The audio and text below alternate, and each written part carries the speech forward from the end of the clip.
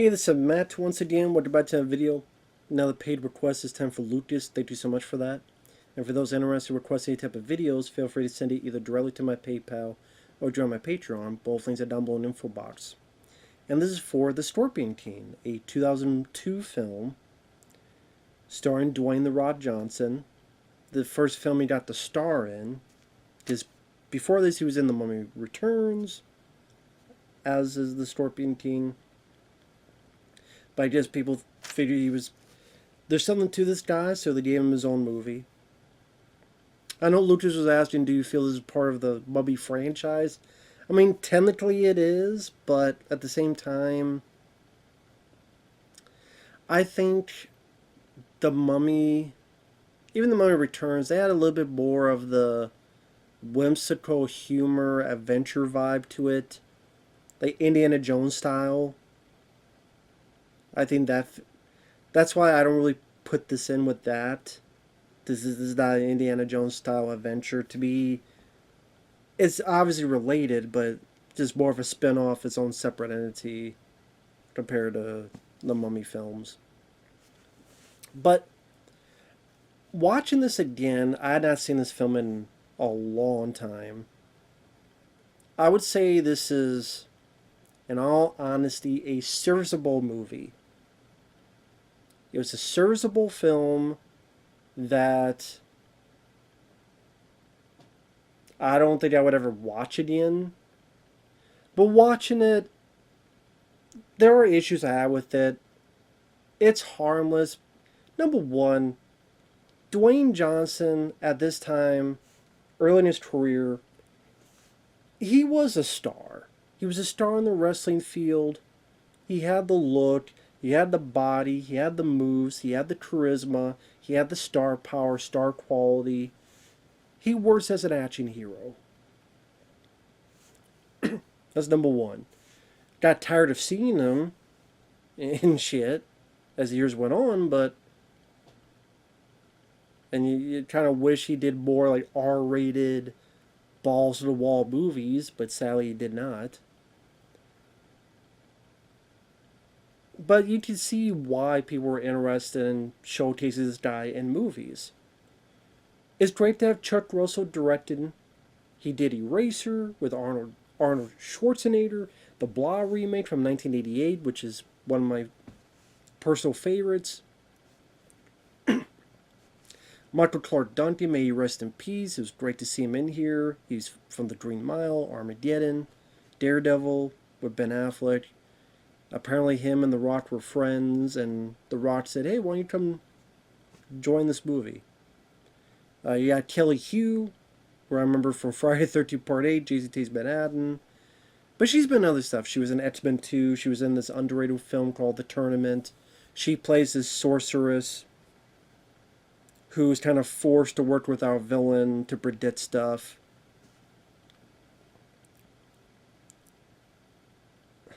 I even like the song at the end by Godspeck. I stand alone. I say I stand alone. And the movie's like an hour and 24 minutes long if you take away the end credits. So it's not a long movie. It does go by at a quick enough pace where you do get some decent action choreography. It's just there's no bite to it. Now, I know this is going to sound strange, because like I like Conan the Destroyer. That's rated what, PG? That felt more bite in that movie than in this movie, because when people get hit with sword, and I would still see blood when he's ripping that horn off by that creature. I'm still seeing it tear out, and you see the flesh, and you see the blood over Arnold's body as he pulls the shit off. Dun, dun, dun, dun, dun, dun, dun, dun, dun. So even that movie is rated PG, but that's 80s PG to be fair. So 80s PG was a different animal. Hell, there was PG movies back then that had titties. Was it an airplane or one of them? So I know some movies. So different era. But that's the thing. Like there's some decent sword choreography, because The Rock, because of his wrestling background, could do a lot of the stuff physically. In prime proper shape, early in his career, he could do a lot of it himself. He's very agile, as well as strong. You know, that move where he's on his back and can flip up, which that he does that at the very end of the film. But I say there's no bite to it because it's PG-13 and it's far away from Conan the Barbarian and those type of movies. So I like The Rock and Michael Clarke Duncan, and it's a pretty short movie, so it's nothing to get. It's not. I don't think it's that boring or anything. But the plot is very routine, very mundane, very routine plot. Bad guys taking over the land. The people that are left, they're backed to a corner. They don't know what to do. The Rock, his brother, and another guy come in.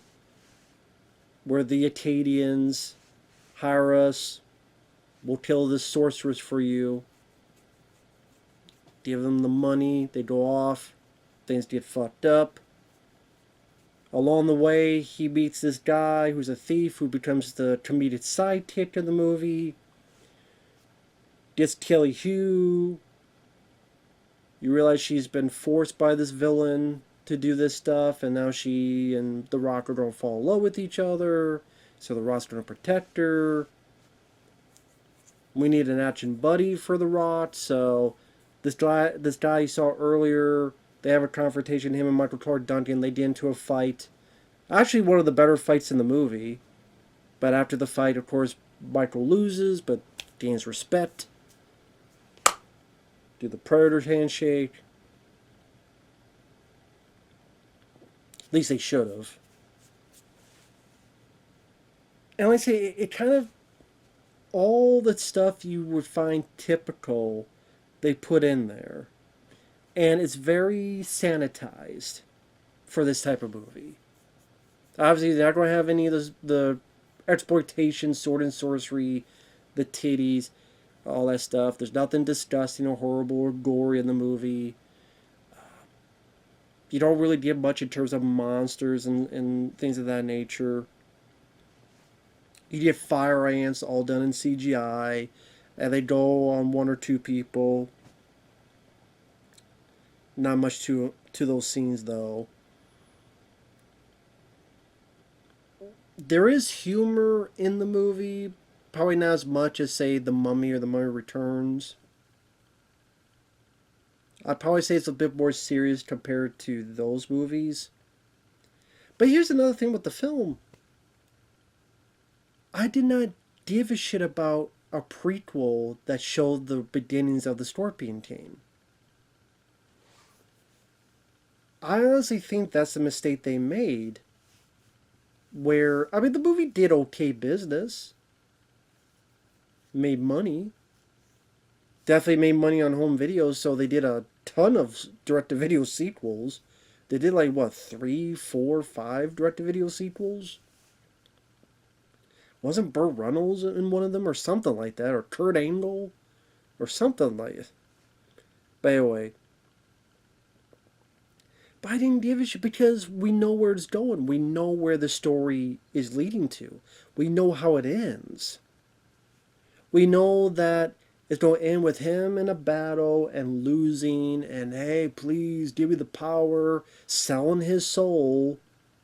So you just all day talk about how tough the Scorpion King is, how badass he is, and how he's an Acadian and he's this and that, and he's so tough, he's so powerful, he can do stuff with a bow and arrow. I mean, the first scene is him shooting multiple arrows into people and rescuing his brother, and, you know, a fun, over-the-top, silly, yes, but fun fight. As PG-13 as it is. But it's fun. You know, it's popcorn entertainment. He drops something, the bad guy misses it, but then The Rock gets the rope, goes down, and it lifts the guy up. and right into the damn ceiling.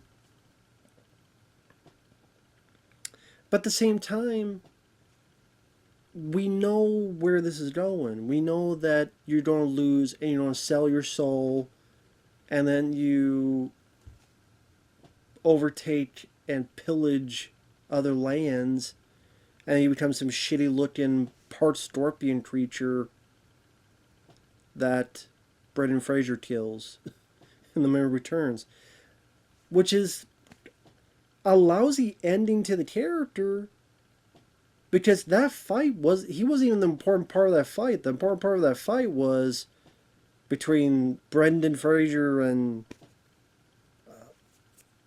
Arnold Vosloo. The Rock was just a means to an end, and I still don't understand why they didn't just have The Rock be part of the fight physically, with his ability and his physical attributes.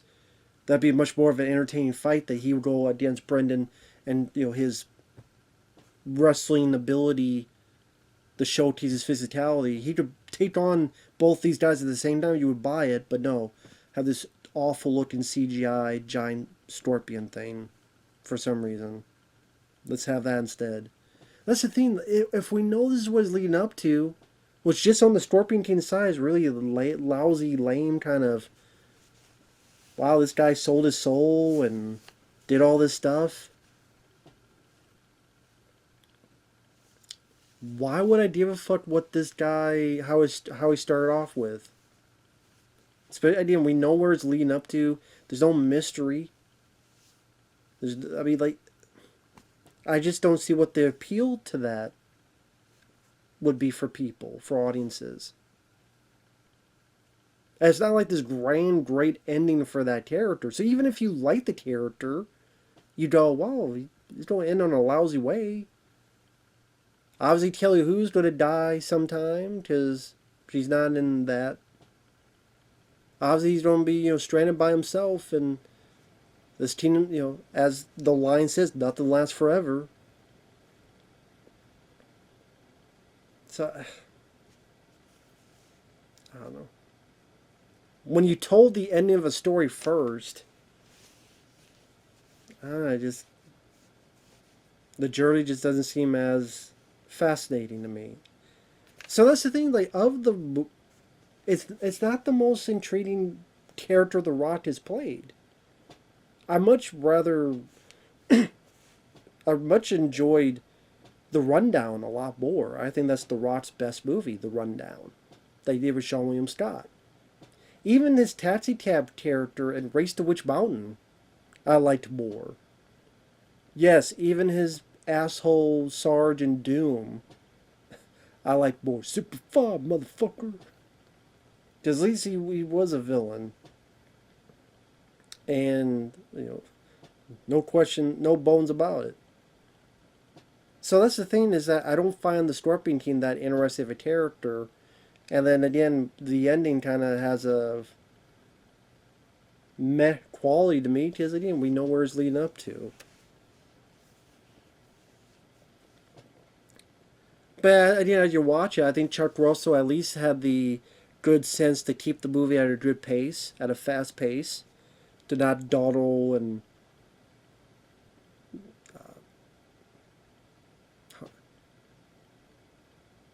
what's the right phrase to look?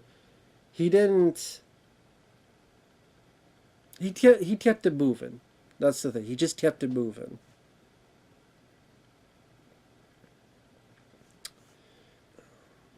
Just like the stuff I mentioned at the opening, and then again the Rock, his brother, Buddy, go in, and they get found out, and his brother gets killed, and Dwayne Johnson wants revenge.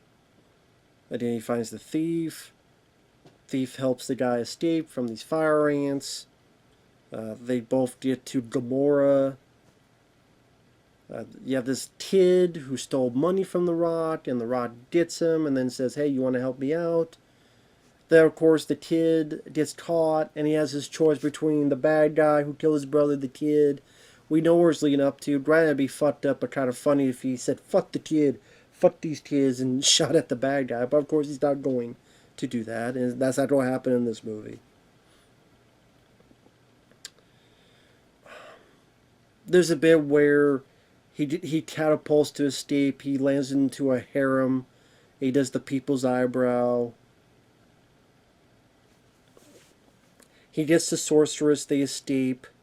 Gets with the funny sidekick. I know I recognize that guy. I think that's the guy. I think he was in True Lies as the cameraman that gets the gun and shoots him the terrorist. I think he was in Congo as well. I think I think he's a guy who was Dylan Walsh's buddy. And I know in Congo, I think he says, "This is totally Kafka." So it was like, "Who is this Kafka? Tell me." Maybe that's not him, but I thought it was that guy. Sorry, I didn't look it up. Like I said, I mean, his acting's not bad. I think he's doing what he can with the script. I wouldn't say the character annoyed me or anything. He was serviceable. There's a fight where he goes against these guys in this sandstorm, leads them to this cave, hunts them in the cave. I'm sitting there going, this is no Rambo 3, I'll tell you that much. Because Rambo hunted some people in the cave, he did a lot fucking better job. This is blue light. It turns blue. Blowing them up with C4 tipped explosive arrows and fighting big guys and kick them in the face, hangs them, and blows them up with a grenade. That's more of my kind of movie. So you want hunting in caves, go for more Rambo 3 than this. Like I said, because there's no bite to it. I think the bad guy leading that group, I think it's Ralph Moeller, which I've seen him in he was in Universal Soldier. He's been in a few other stuff. If you look him up, it's like, oh, it's that guy. I recognize that guy. I think Universal Soldier, he was the guy that, if you've seen the movie, you know the guy, one of the doctors, the scientists, is trying to give the Unisol a grenade. And the guy grabs it but won't let the doctor's hand go. Then cut to the outside shot where Dolph sees that the fucking vehicle blew up and tries to save it. Yeah, that's Ralph Moeller, the big guy that grabbed the guy, held the grenade in the other guy's hand. They also meet this inventor that has this magic powder, which is explosives, which will be we see later in the third act used. There is CG, obvious CGI.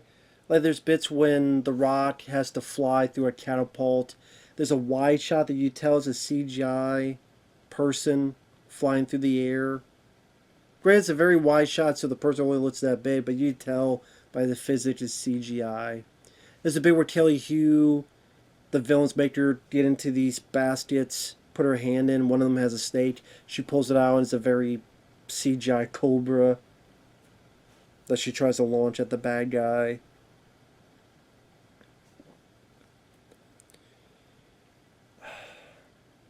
They escape Gamora. They meet Michael Clarke Duncan. The Rock fights Michael Clarke Duncan, defeats him. Respect. Kelly Hugh has a vision that The Rock will die, and also that if she stays there, people here will die. So she goes back to the bad guy to save the people there. The Rock's like, fuck that, I'm going to save her and kill this bad guy. Michael Clarke Duncan, the others say, we're going to help. It's nice to see Michael Clarke Duncan get moments to kick some ass. Fighting people with swords, all that stuff. It's just nice to see the guy, because Michael Clarke Duncan, very underrated personality. Whenever you saw him, he was nice dramatic moments in The Green Mile. I thought he was actually a good kingpin in Daredevil. And this, I mean, it's just nice to see him. I think with the type of role he has, he's just trying to have as much fun as he can with the role. But I see he's not given a whole lot of like great lines of dialogue to say. But you tell that he's still enjoying himself, and that's kind of infectious because I like the guy.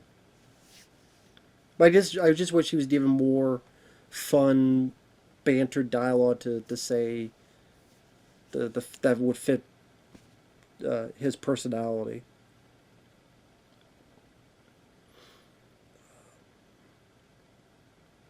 But yeah, pretty much, Michael Dunn, he's fighting bad guys. The other people are fighting bad guys. The Timid's sidekick and the inventor are setting up the explosives. The Rock is fighting the main bad guy. And it's funny. There's a bit where he gets his arrow. He's aiming at the bad guy, and the bad guy's just standing there. He sees the Rock preparing the arrow, and the guy has two swords. He's just standing there. So then, lo and behold, the Rock lets go the arrow, and the bad guy's still standing there. Now, why he doesn't move, or dive, or cut? No, he just stands there, gets hit. The explosions, they get started. Guy flies back with the arrow in him into the fireball from all these explosions. Everything else gets exploded. They win and save the day. Everything's fine. Because The Rock defeated this army's great warrior and leader, now he's the king.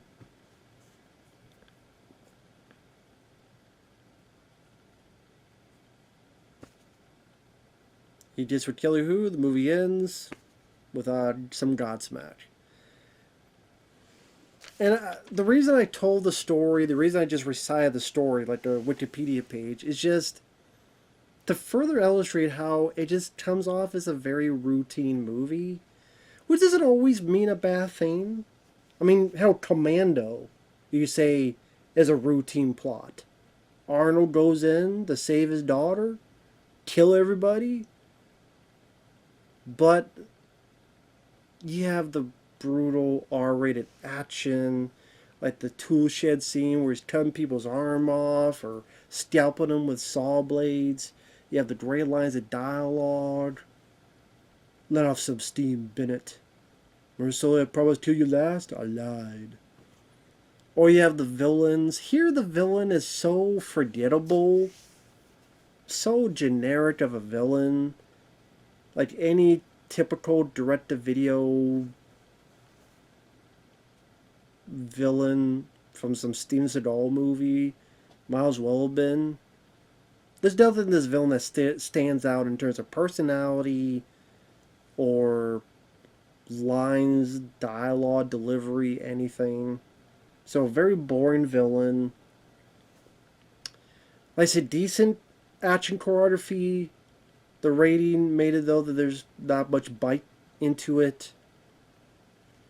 With the Mummy, like, you're dealing with supernatural, more of that stuff, so there's more elements of monsters or that type of stuff to elevate the adventure. It's not really the case in this movie. I mean, even Conan, you had that crazy witch, or J. Joe Jones turned into a snake, or the Destroyer, where you have the big fucking monster.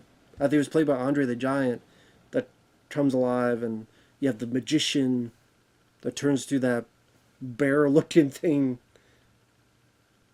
And Arnold breaks the shit out of the mirrors. Not a bear, probably like a bull. Whatever the fuck it was. It was a weird ass thing, but it was cool. 80s cool.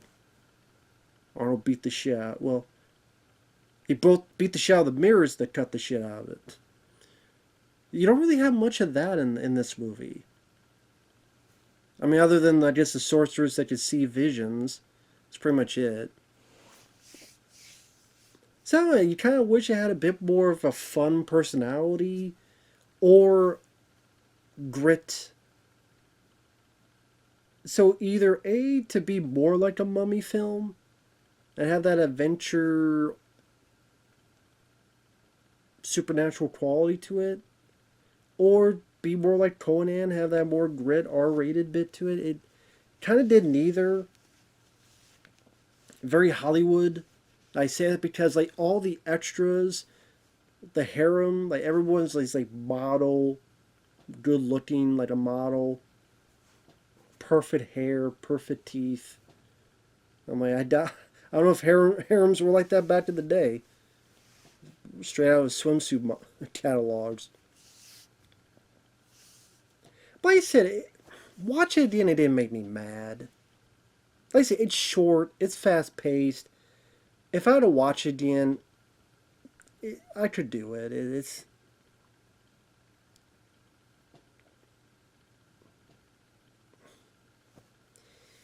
It's a decent start to a guy's action career of a leading man that eventually would get better, in my opinion, with films like The Rundown. I would definitely watch this over faster, which I thought was boring as shit. Or some of the stuff The Rock does nowadays.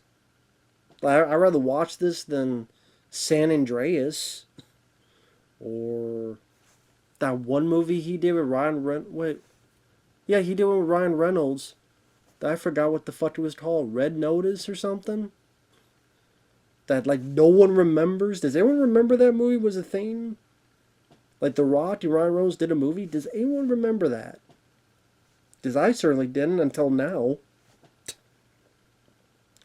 Again, I think Chuck Russell directed it. He knew, doing The Blob, working with Arnold in Eraser, doing The Mask with Jim Carrey. He knew how to keep a quick enough pace